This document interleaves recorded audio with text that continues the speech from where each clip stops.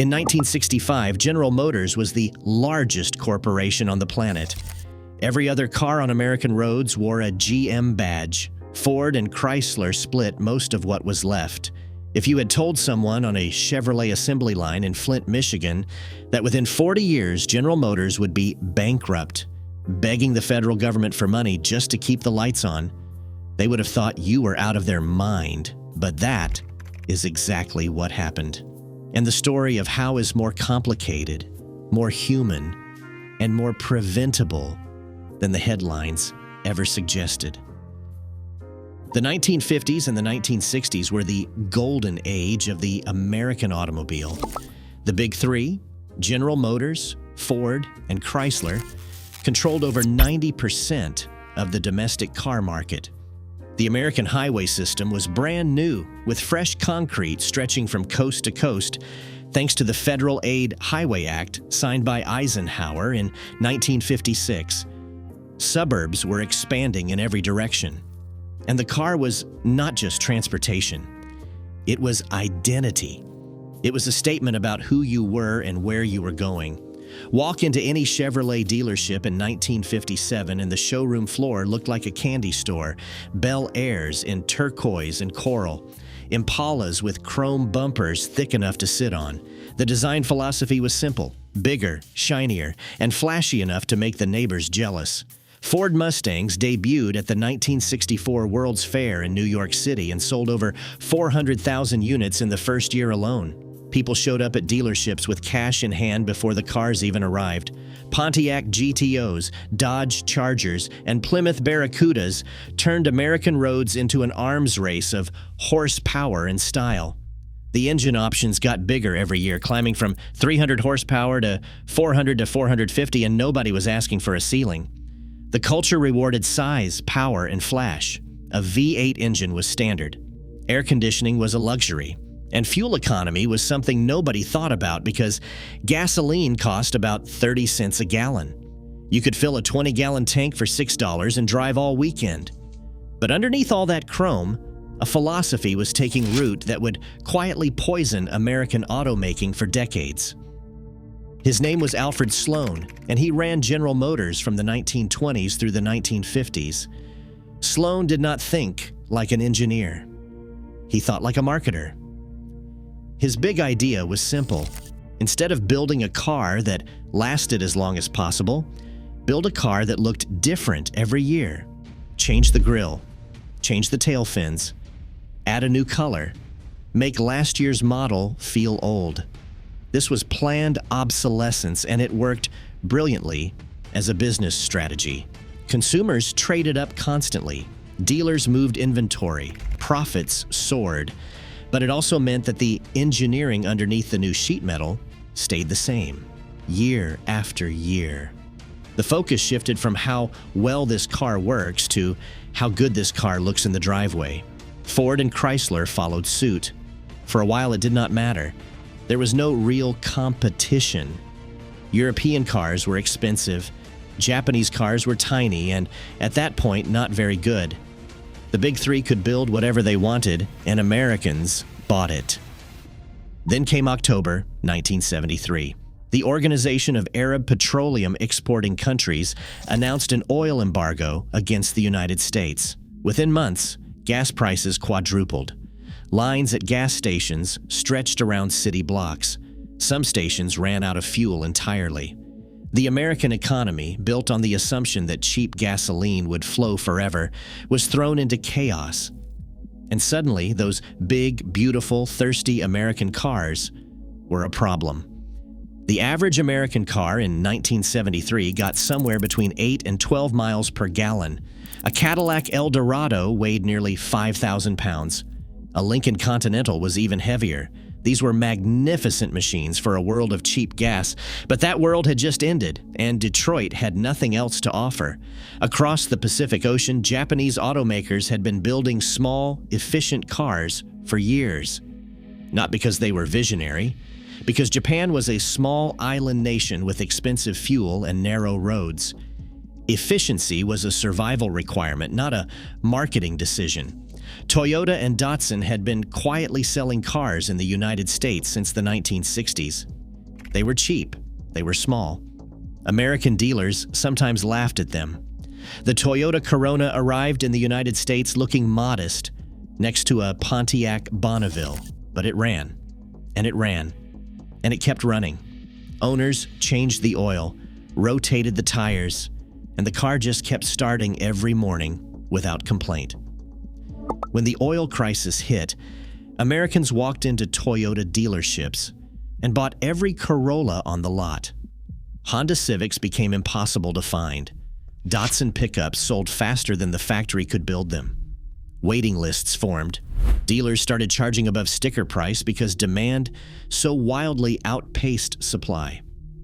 For the first time in the history of the American automobile industry, foreign cars were not a curiosity. They were the answer to a problem Detroit had completely ignored. And the Japanese cars had something else going for them that went beyond fuel economy. They were built well.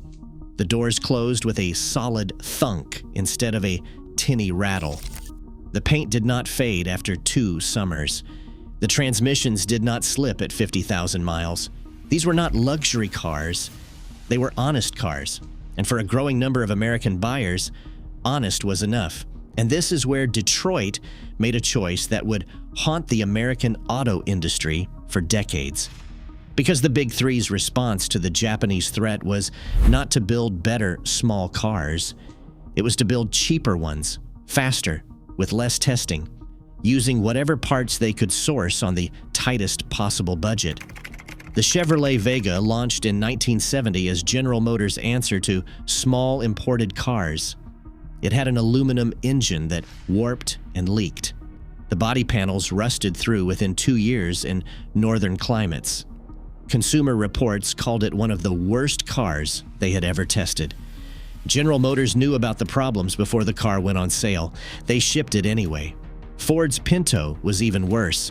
The car had a design flaw that placed the fuel tank behind the rear axle with almost no protection.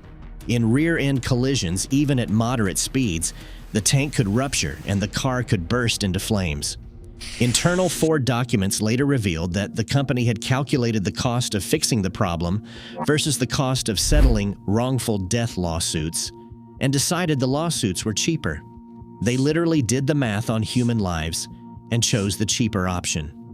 When those documents became public, the damage to American automakers was not just financial. It was moral. The message was clear. Detroit cared about margins, not people. Chrysler nearly died. By 1979, the company was losing millions of dollars a month and heading for bankruptcy. Chief Executive Officer Lee Iacocca went to Congress and asked for a government loan guarantee of $1.5 billion. It was the first major automotive bailout in American history, and it was deeply controversial. Iacocca got the money. Chrysler survived.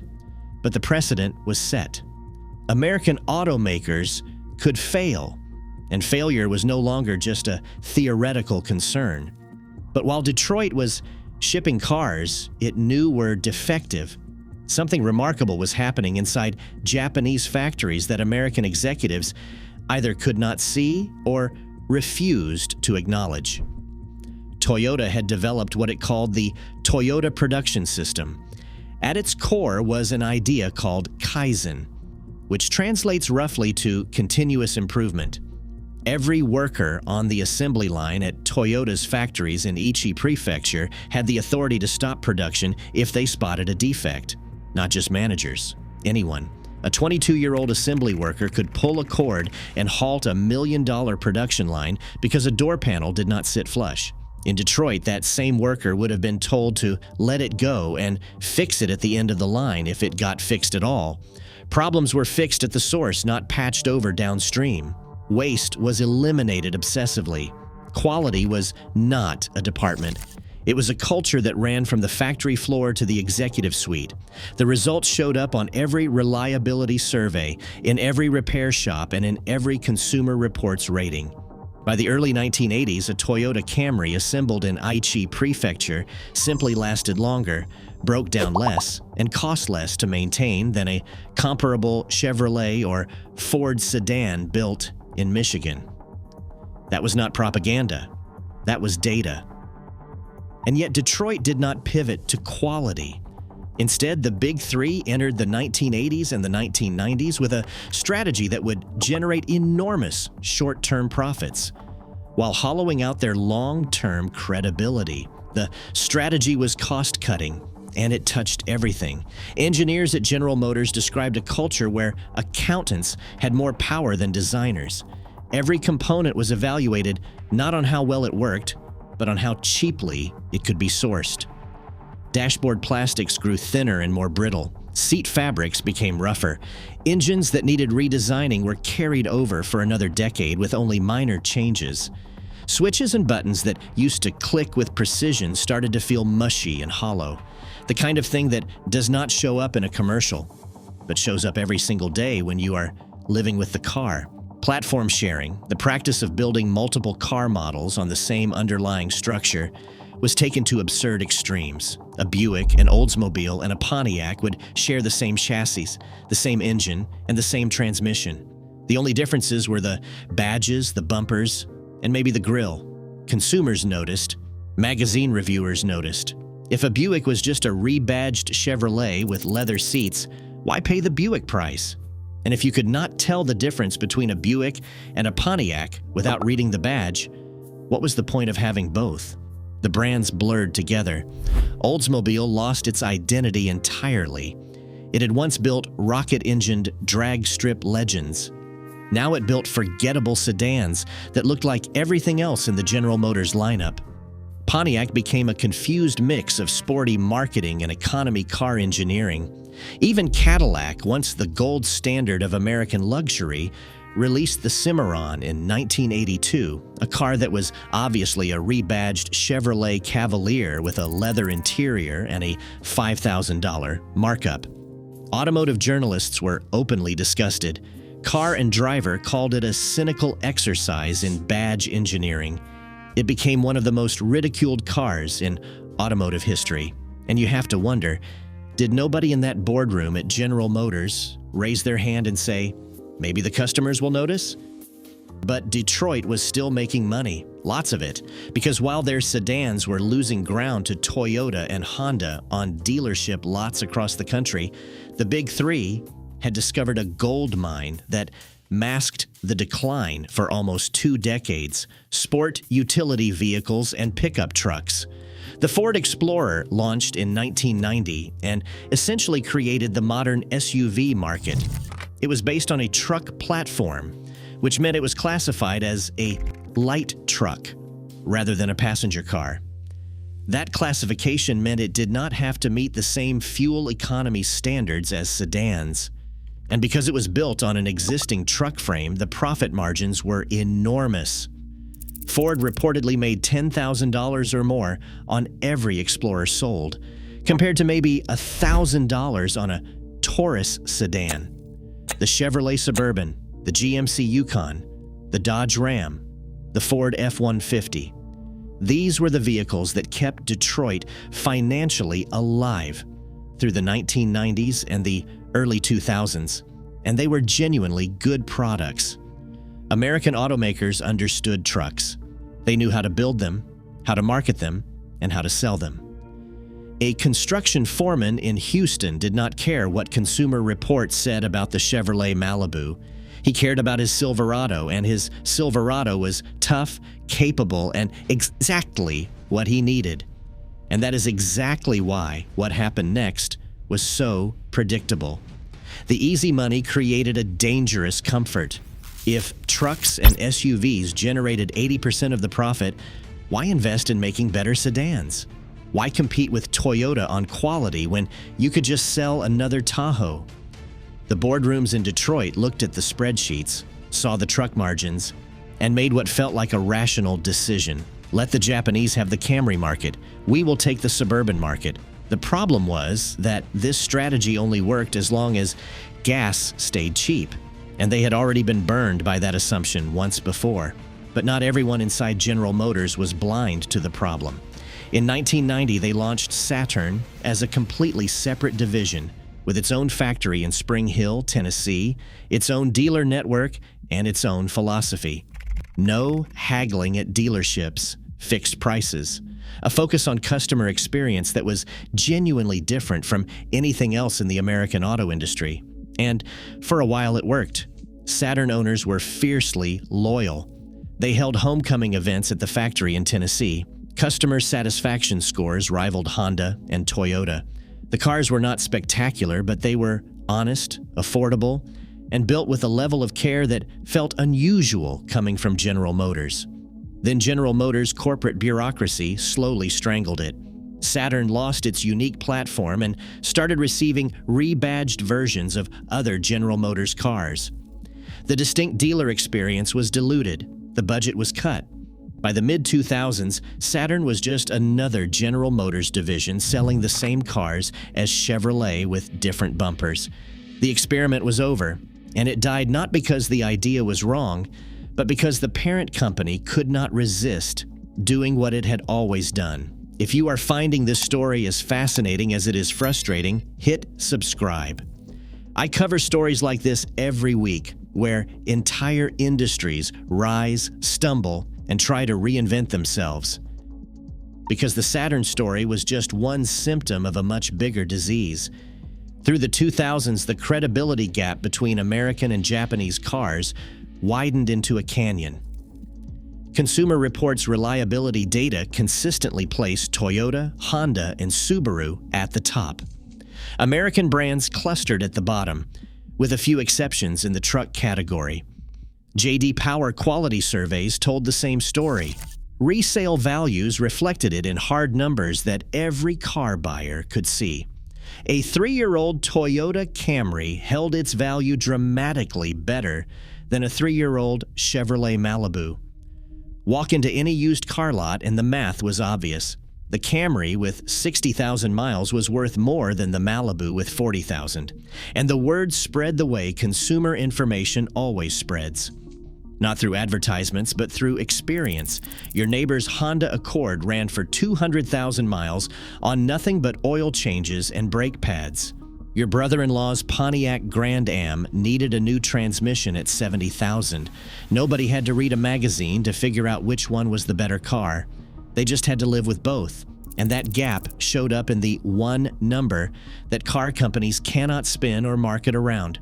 The Toyota Camry became the best-selling car in America, a title it held year after year. It was not exciting and it was not beautiful, and nobody ever described it as thrilling to drive. It just started every morning, never broke down, and cost almost nothing to maintain. That was the standard American automakers had failed to meet for 3 decades. And honestly, it should not have been that hard. But none of that mattered when the financial crisis of 2008 hit Wall Street and tore through every car dealership in America like a wrecking ball. Credit markets froze, car sales collapsed. The big three, already weakened by decades of declining market share and ballooning pension obligations, were suddenly staring at the end. General Motors filed for bankruptcy in June 2009. It was the largest industrial bankruptcy in American history. The federal government invested roughly $50 billion to keep the company alive. Chrysler filed the same year, receiving its own bailout before being acquired by Italian automaker Fiat under the leadership of Sergio Marchionne. Ford remarkably avoided bankruptcy. Chief Executive Officer Alan Mulally had mortgaged virtually everything the company owned in 2006, raising $23 billion in credit lines before the crisis hit. It was a gamble that looked reckless at the time and brilliant in hindsight. Every other auto executive in America probably wishes they had made the same call. The bailouts were politically explosive. Critics argued that taxpayers were subsidizing decades of bad decisions. Union workers had been promised pensions and health care that the companies could no longer afford. Executives had been paid handsomely while quality declined, and now the same taxpayers who had been buying Toyotas because they were more reliable were being asked to rescue the companies that had driven them to Toyota in the first place. Supporters argued that letting GM and Chrysler die would have destroyed hundreds of thousands of jobs across the Midwest and gutted communities that had already been suffering for years. The supply chain alone employed more people than the automakers themselves: parts suppliers, steel mills, glass factories, tire plants. If GM went down, they all went with it. Both sides had a point, but the math was undeniable. The American auto industry had been living on borrowed time, and the bill had finally come due, but the price of survival was brutal. General Motors killed 4 brands. Pontiac, which had once built the GTO, was gone. Saturn, the experiment that never got a real chance, was gone. Hummer, the military-inspired truck that symbolized excess, was gone. And Oldsmobile, which had been around since 1897, had already been quietly discontinued in 2004. Chrysler's merger with Fiat put Sergio Marchionne in charge, a man who openly admitted that Chrysler's cars were not good enough. He was blunt in a way American auto executives rarely were. He cut costs, killed underperforming models, and focused resources on Jeep and Ram, the 2 brands that actually made money. Factory closures rippled across Michigan, Ohio, Indiana, and beyond. Towns that had been built around a single GM or Chrysler plant watched their economic foundations disappear. Janesville, Wisconsin lost its GM assembly plant after nearly 90 years of continuous operation. Lordstown, Ohio lost the factory that had built Chevrolet Cruises, and before that, Vegas. The human cost of Detroit's decades of mismanagement was not an abstraction. It was measured in foreclosed homes, shuttered Main Street businesses, and families that had to start over in a recession that offered nowhere to go.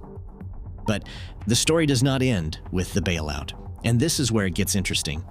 Because in the years since 2009, American automakers have built some genuinely impressive vehicles. Not just trucks, though. The trucks have gotten better, too.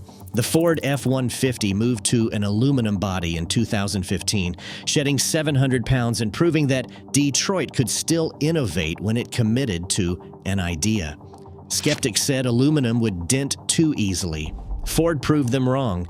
The F-150 remains the best-selling vehicle in America by a wide margin.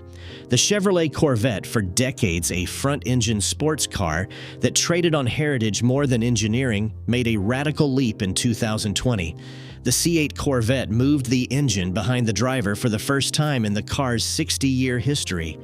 The result was a mid-engine supercar that could embarrass Ferraris and Porsches, costing 3 or 4 times as much. Car magazines called it the performance bargain of the century. Waiting lists stretched for months, and the message was clear. When Detroit actually commits to building something great, the talent and the capability are still there. Ram Trucks, under Fiat Chrysler's guidance, introduced a coil spring rear suspension and an interior that reviewers compared favorably to luxury sedans costing twice the price. Quilted leather seats, a 12-inch touchscreen, real wood trim. A Ram 1500 Limited felt nothing like the rattling Dodge Rams of the 1990s. Ram started winning comparison tests against the F-150 and the Toyota Tundra, something that would have been unthinkable a decade earlier. Even Cadillac showed signs of life. The CT5V Blackwing sedan earned praise as one of the best performance sedans in the world, with a supercharged V8 and a manual transmission that enthusiasts thought they would never see from a luxury brand again. So, looking at a brand new Corvette sitting in a Chevrolet showroom today, has the problem been fixed? That depends on what you mean by fixed. American automakers are now in the middle of the biggest transformation the industry has seen since the assembly line itself. General Motors has committed to an all-electric future, pledging to eliminate tailpipe emissions from light-duty vehicles by 2035. Ford has launched electric versions of 2 of its most iconic nameplates, the Mustang Mach-E crossover and the F-150 Lightning pickup. But the transition has not been smooth. General Motors' Ultium battery platform, the foundation of its electric vehicle strategy, has faced repeated delays and software problems. The Chevrolet Bolt, General Motors' most affordable electric car, was recalled for battery fire risks and then discontinued, just as demand for affordable electric vehicles was growing. The Cadillac LYRIQ and the GMC Hummer EV have arrived to mixed reception, praised for their ambition, but questioned for their software reliability and real-world range. Ford's electric push has been expensive. The company reported billions in losses on its electric vehicle division, while the gas-powered side of the business continued to generate profits. The F-150 Lightning showed promise, but production challenges and shifting consumer demand for hybrids over pure electrics have complicated the plan. The question hanging over Dearborn is whether Ford can afford to keep investing in a future that is not yet profitable. While competitors from Tesla to Hyundai to Chinese automakers are moving faster and spending less, Stellantis, the company that now owns Chrysler, Jeep, Dodge, and Ram, faces its own challenges.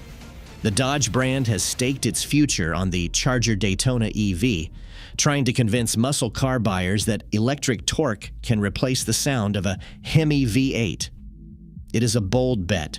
Whether the audience accepts it remains to be seen, and that is really the question hanging over the boardrooms in Detroit, Dearborn, and Auburn Hills right now. Not whether American automakers can build a good car. They have proven at various points over the past decade that they absolutely can. The Corvette is proof. The F-150 is proof. The Ram 1500 is proof. The question is whether the culture that produced the Vega, the Pinto, the Cimarron, and the Bailout has truly changed. Whether the next time quarterly earnings look soft, the instinct will be to cut corners again. Whether the lessons of 50 years of decline have been absorbed into the DNA of these companies, or whether they are just fresh paint on the same old frame.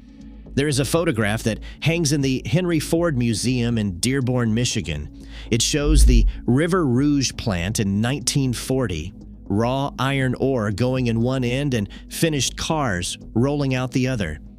At its peak, 100,000 people worked there. It was the most advanced manufacturing facility on Earth. Today, the Rouge plant still operates. It builds F-150s. But the workforce is a fraction of what it was, and the building shares the Dearborn skyline with Ford's Electric Vehicle Development Center, where engineers work on battery chemistry and autonomous driving software.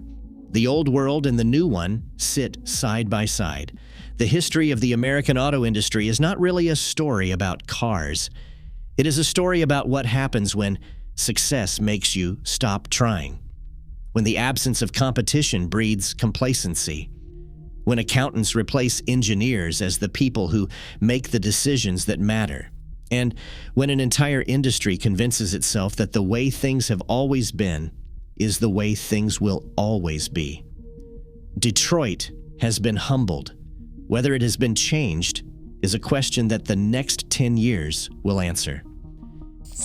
If you want to see how another American industry followed the same playbook, from dominance to complacency to collapse, that video is on screen right now.